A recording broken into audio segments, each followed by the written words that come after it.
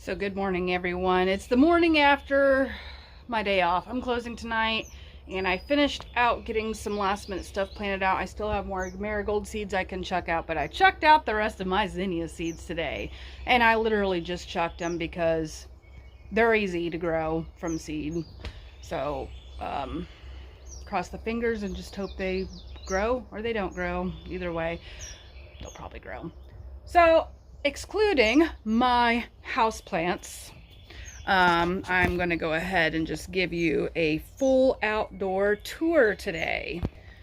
So say hello to the houseplants. They're a little bit on the neglect train. There's some surprise lilies I could plant out too, fill in some spots. So hello, goodbye, houseplants. So around this area, I have a lot of smartweed that grows, and we don't mind smartweed that bad. Goodness gracious, phone focus. However, it does grow quite tall for this area, and that's not what we're going for if we're trying to walk through here. So I'm trying to replace the smartweed with creeping thyme. So I tucked some plants under the steps there, so hopefully the dogs don't drag them out, and some right there as well. Some along the edging here where smartweed likes to grow in between the canna lilies. So then I have 4 o'clocks there, mirabilis. I don't know what those are back there, but I thought those were cute little flowers growing in the shady area over there. I don't think they're bluets, but I got some crocuses. There's some whites and yellows. An oyster plant type of tradescantia there that was rooting I got from the plant swap. I just stuck right there. We'll see what it does. I see a lot of people's oyster plants coming back in this area, so maybe mine will. Then I transplanted my penstemon pallius. It's the pale penstemon, the native species that I got from Ironweed Nursery at our fall plant swap. When she was there, I got one of these, and so I planted it there next to some more creeping thyme and coming up canna lilies. And I got these from a plant trade last year from a lady named Jessica in Dawson, and these are a dwarf orange blooming variety, and for some reason those cannas came up before these. I didn't think these were going to make it, but they were just late to the show. So I've got cannas, and I don't know if I'm ready to share yet, but I definitely kind of want to fill in this area more. So I don't know if I'm going to just separate and move or what. But I also got the back side of the house they'd probably grow really well on too. Or I could put in some different varieties of cannas and maybe swap varieties with other people. We'll see. I don't think there's anything else special going on right here. Oh, my dwarf tomatoes. My dwarf tomatoes have fruit set on them, and I can't remember which is which. One is Cherry Falls Cherry, and the other one is, can't remember. But that's great. And I've got them pruned up. I'm still trying to keep them a little pruned. So, yeah, that's Spanish moss I've got to help with moisture control. And then my super dwarf Cavendish banana tree, which is part of my houseplant collection, but it just happened to find its way in here, didn't it? So, there's that. My colocacia or alocacia giant elephant ear did not come back up this year. I did see a mushroom over it when I went to just check its progress this spring. And I pulled the mushroom off of it, and I know I left a couple bulbs in there, but they just didn't make it in that spot, so I don't know what I did wrong. Maybe this area just got too shady and too cold. Maybe it stayed too moist over winter, and it just and the corm just rotted in the ground.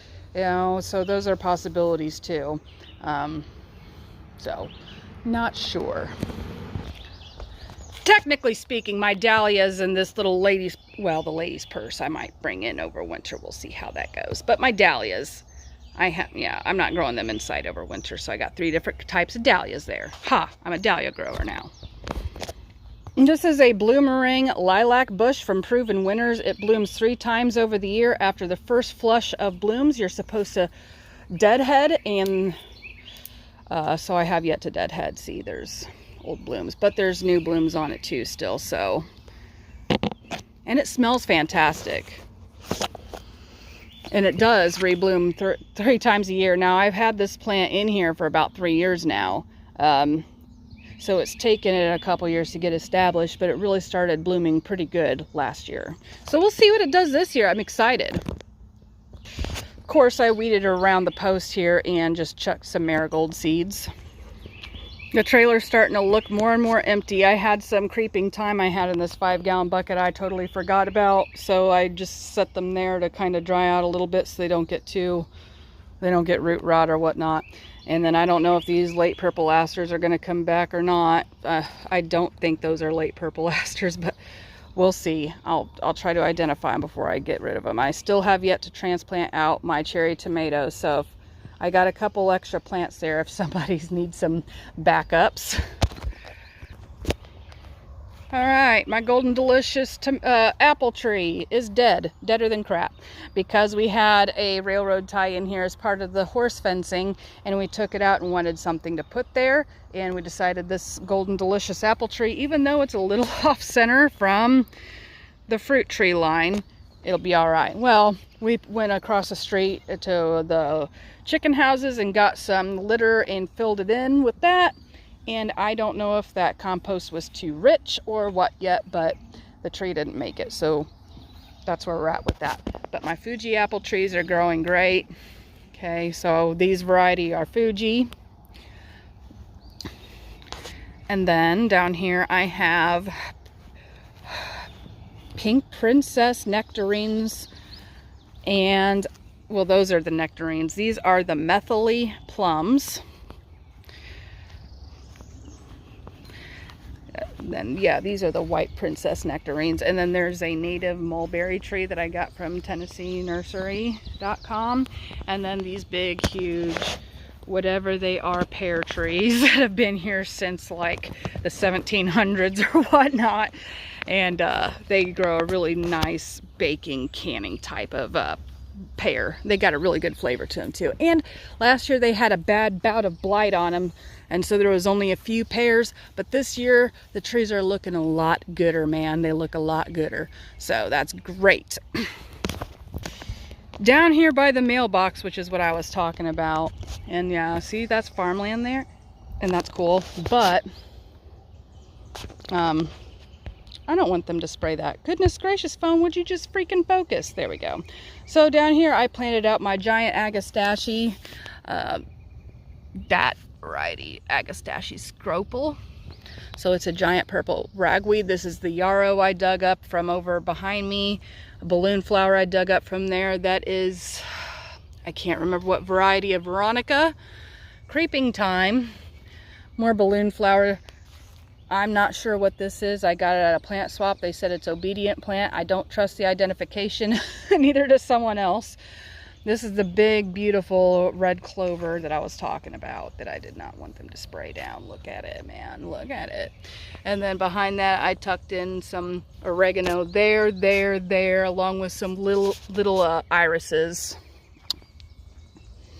What else did I put out here?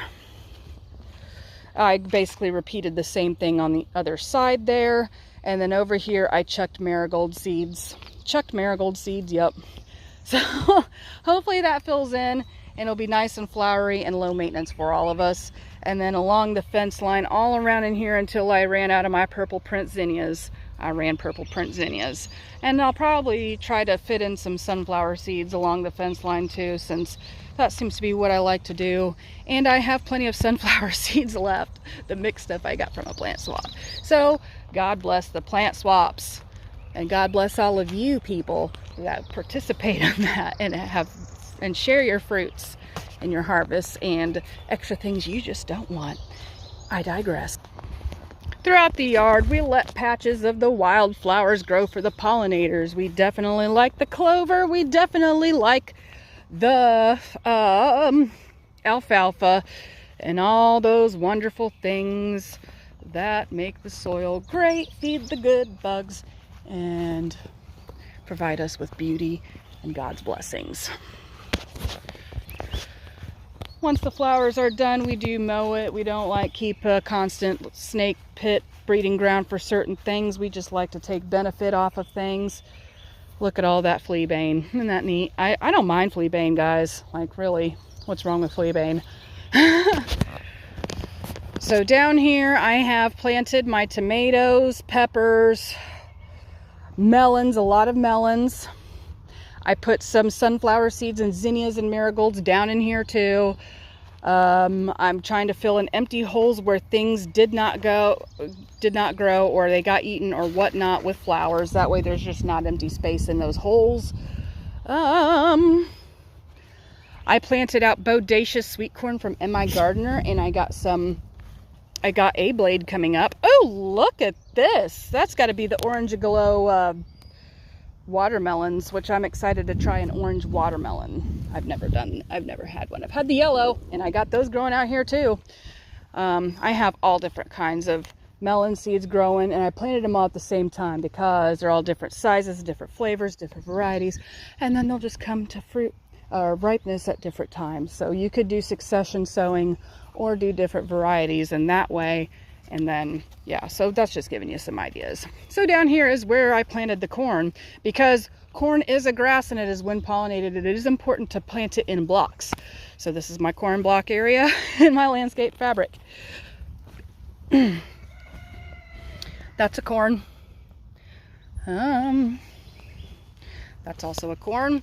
Out here is my planned potato patch, and since it is just producing weeds at this point, I chucked some marigold seeds out there, and I still need to go buy some potatoes and put them in the ground. But you have a long window to put potatoes in the ground. Don't make them people think you got to rush them in spring or early summer. That's false. So more corn popping up. So I'm excited to try sweet corn. I am from northern Indiana, and this is my first time growing sweet corn by myself. Hello. Ha! Now we come upon this part of the house where when we had the horse fence, I was trying to corner this out with plants so he didn't have to mow. So I got some sort of allium growing there that I need to dig up and transplant. There's also probably, I know there's lily of the valley growing up out here. I saw the leaves the other day. Possibly lily, that's probably lily of the valley right there. So I got some of that popping up. And I might just leave that there to keep growing in between if that's where they're going to grow, you know.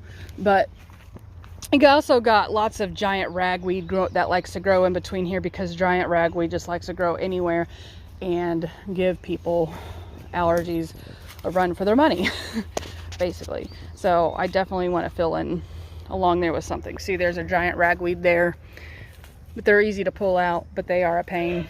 So yeah. This is the pond area, and I have aspirations of getting off of work or getting off of gardening and just getting a floaty and relaxing sitting out there in the pond. But that's going to take some effort with the tractor and some algicide. So as of right now, that's the state of it. But there's lots of pokeweed growing out here that I'm not crazy about, but whatever. And then white vervain is also really popular out here. But what else I got growing out here besides giant ragweed? Giant ragweed. I have this gem right here. This, guys, is hollow Joe Pye weed. And it is a native perennial that is a fall bloomer, and it is wonderful for the pollinators. They make tall landing pads of blooms in the fall when a lot of other stuff is in bloom. So this is definitely not a weed, guys. Definitely not. Look at the stems. This one's the hollow variety. I could tell because if you squeeze on it, the stems are hollow. So absolutely. Look at this crazy dog.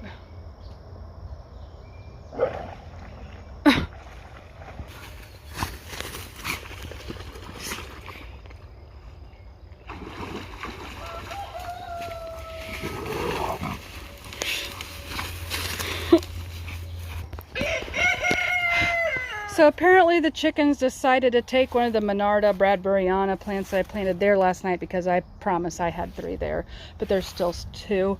And I put in more creeping thyme along here, and these little dwarf purple salvias back here, along with some more Monarda Bradburyana. I stuck some common milkweed right there, the one survivor I had. I got the green antelope over here planted in with the Monarda bradburyana and creeping thyme. Put my wild blue indigo right there. I snuck in a couple of catnip plants right there. Some eastern red columbine along the HVAC unit there. I got more eastern red columbine, see, right there. So just be careful not to pick that. That's not a weed, guys. I wish I had more labels out for things, but I just do not. And then over here, I took this dianthus and split it because these dianthus are a few years old now and they're coming back in this condition and multiplying. And I thought since there was only 2 right there, okay, let me back up. There was the 2 original plants right there and I just needed the 3rd right there to make it look gooder. So that's where I put it. And those are my double bloom compact variety of primrose that are doing great since they've been in the ground. Apparently that's what they wanted. And then the violas are coming back. Some daylilies Chad picked out to put in there. I think that this is the spooky mixed dianthus that I planted. That was in that vinegar winter sowing container I had.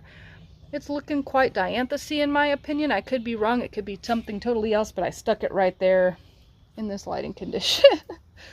So I'm going to try to see what it is. And then at this local swap this spring, I got some of our native perennial primrose that is upright and not double bloom and planted it along in here too amongst the weeds, and it looks sad because of transplant shock and all that, but I'm sure they'll be fine. Look at this one standing, you know, pretty erect and whatnot. There's some sweet mint back there that I got from Bonnie's a year or 2 ago that I put in there. I transplanted the lance-leaf coreopsis out here. Coreopsis. I think that's some sort of, I don't know, but it's coming up. We're going to see what it is. Choosing my battles right now. I'm kind of letting the wood sorrel and clover go versus some of this other stuff, because some of this other stuff is crazy. Letting the mint go too, because clearly it's mint. It might help detract mice from the house, you know, so I want mint and herbs up against the house, I guess. Might help, might not. And the raspberries are on the struggle bus, but we have growth down here, so we'll see. I transplanted some of our native Vinca minor out here, the periwinkle. So I put that there since it likes shade.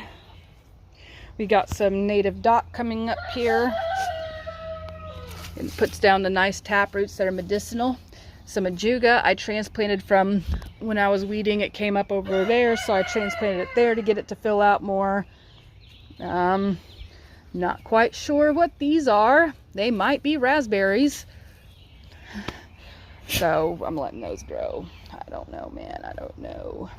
But the ajuga is done blooming now and just going to continue to grow, be lush and low growing and do its thing. We got buds on the blackberries. This is a triple crown, and I guess it's called triple crown because of production, resistance, and there's something else. Size, flavor, and production. That's why it's the triple crown. It is a thornless variety, and it layer propagates so well. So it's very likely I will have lots of blackberries for swap this upcoming fall. So that's great. I do recommend this variety. I really have not grown any other variety besides seeing what grows along the side of the road, but so I guess base my review off that.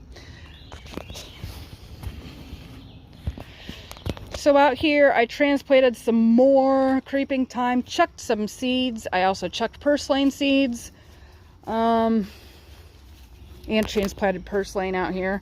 So there's some creeping thyme right there, another chunk right there. Purslane. I'll show you the really good looking purslane. This is the best one I got. It's just happy as a clam that it's planted right there. Look at it. So I think that's going to be okay. Some more catnip, and I'm going to try to put some more creeping thyme in along here, along the edges here. I think I got fabric running up to the fence right here, so I'm not going to do that here. But I got 3 different kinds of cucumbers. I've got the botanical interest quick pick, quick snack. Then these are the green zebra pole beans that can be used as dry or snap. This is a mammoth dill. This is either Persian cucumber or white wonder, because I got 3 different kinds. And some more dill. Then I also have yellow straight neck squash and gray zucchini, gray striped squash. Green striped zucchini, or gray striped zucchini, something like that, from Livingston. Got it. Okay, then we're coming on here to my beer trap, which still hasn't caught nothing. My lettuce, two different kinds of lettuce in there, and yeah. Then there's America spinach. I transplanted a zinnia out here that is one of the California giants. I threw more zinnia seeds out here, threw more marigold seeds out here, transplanted a creeping thyme, hand planted my cowpeas and Virginia's Malibu beans along the fence here. I have a volunteer dill growing right there that I left. Another volunteer dill growing right there too that I'm going to leave. So, and then over here we got some baby lemon balm popping up, so those will probably be available at the upcoming fall plant swap. Some big beautiful oregano growing on here that's what I'm kind of hoping for down at the mailbox situation, you know. More Monarda Bradburyana, some evergreen parsley that's supposed to be a perennial type of parsley from Victory Seeds that I'm trying. I figured out what this plant was. It wasn't something we're wanting, so it's probably a weed from either the seed mix or the soil mix. I'm going to say from the seed mix. That's all right. That stuff happens, man. We can't all be perfect. And that's a 22-minute video, guys. So basically that's a run through of what I got going on. A lot of this is experimental, what works, what doesn't. Ideas of how can we make it better, provide, you know, bring in good bugs, keep away bad bugs. Yeah, just a lot of it. So anyway, guys, I love you, and so does Jesus, and thank you very much for stopping by, because your hair looks nice. Bye, y'all.